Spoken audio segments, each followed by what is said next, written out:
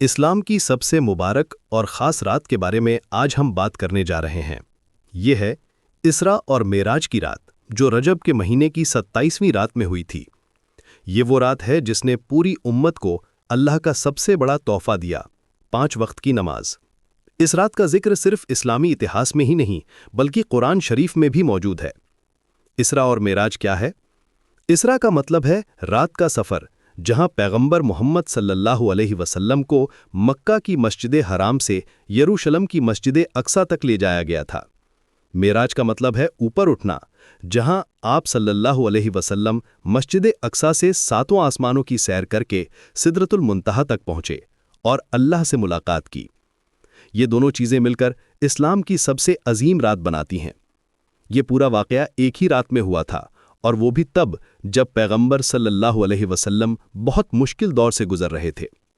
اسے عام الحزن یعنی دکھ کا سال کہا جاتا ہے، کیونکہ اسی سال آپ کی پیاری بیوی حضرت خدیجہ رضی اللہ عنہا کا انتقال ہوا تھا۔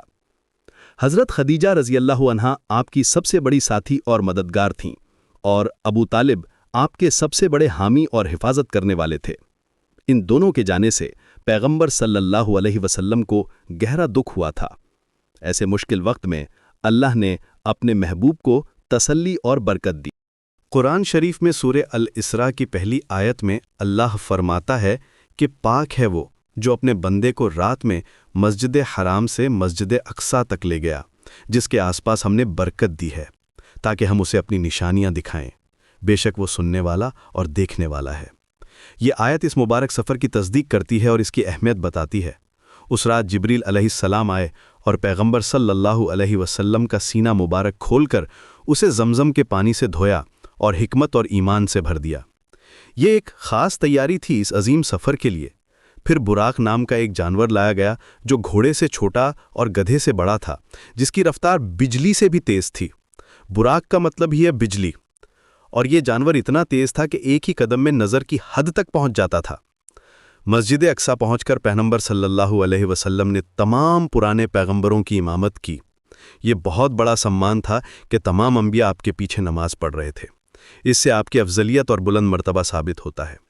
حضرت ابراہیم، حضرت موسیٰ، حضرت عیسیٰ اور تمام پیغمبر آپ کے پیچھے کھڑے تھے۔ یہ منظر دکھاتا ہے کہ آپ صلی اللہ علیہ وسلم تمام انبیاء کے سردار ہیں۔ پھر معراج کا سفر شروع ہوا۔ پہلے آسمان میں حضرت آدم علیہ السلام سے ملاقات ہوئی، جو انسانوں کے باپ ہیں۔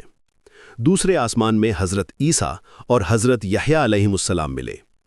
تیسرے میں حضرت یوسف علیہ السلام، جن کی خوبصورتی دیکھ کر پیغمبر صلی اللہ علیہ وسلم نے فرمایا کہ انہیں آدھی خوبصورتی دی گئی ہے۔ چوتھے میں حضرت ادریس علیہ السلام، پانچویں میں حضرت ہارون علیہ السلام، چھٹے میں حضرت موسیٰ علیہ السلام، اور 7ویں آسمان میں حضرت ابراہیم علیہ السلام سے ملاقات ہوئی، جو بیت المعمور کے ساتھ ٹیک لگائے بیٹھے تھے۔ اس سفر کے دوران پیغمبر صلی اللہ علیہ وسلم کو جنت اور جہنم کے نظارے بھی دکھائے گئے۔ جنت کی خوبصورتی، اس کے باغ، نہریں اور نعمتیں دیکھ کر آپ کو اللہ کی رحمت کا احساس ہوا۔ جہنم کی بھیانکتا، اس کی آگ اور عذاب دیکھ کر آپ کو اللہ کے غضب کا احساس ہوا۔ یہ نظارے امت کے لیے نصیحت اور ہدایت تھے۔ سدرۃ المنتہا تک پہنچنے پر جبریل علیہ السلام رک گئے، کیونکہ وہ آگے نہیں جا سکتے تھے۔ یہاں سے پیغمبر صلی اللہ علیہ وسلم اکیلے آگے بڑھے اور اللہ سے ملاقات کی۔ یہ ملاقات بنا کیسے کی تھی، جیسا کہ سورہ النجم میں بیان کیا گیا ہے۔ اس مقام پر پہنچنا کسی انسان کے لیے سب سے بڑا شرف ہے۔ اس ملاقات میں اللہ نے امت کے لیے سب سے بڑا تحفہ دیا، نماز۔ شروع میں 50 وقت کی نماز فرض کی گئی۔ واپسی میں حضرت موسیٰ علیہ السلام کی صلاح پر پیغمبر صلی اللہ علیہ وسلم نے بار بار دعا مانگی۔ حضرت موسیٰ نے کہا کہ میں نے بنی اسرائیل کو دیکھا ہے، وہ اتنی نماز نہیں پڑھ سکیں گے۔ آخر میں 5 وقت کی نماز فرض ہوئی، لیکن اس کا ثواب 50 نمازوں کے برابر رکھا گیا۔ یہ اللہ کی خاص مہربانی تھی۔ یہ پورا سفر ایک ہی رات میں ہوا، اور پیغمبر صلی اللہ علیہ وسلم صبح سے پہلے واپس مکہ پہنچ گئے۔ جب آپ نے لوگوں کو یہ واقعہ سنایا تو کافروں نے مذاق اڑایا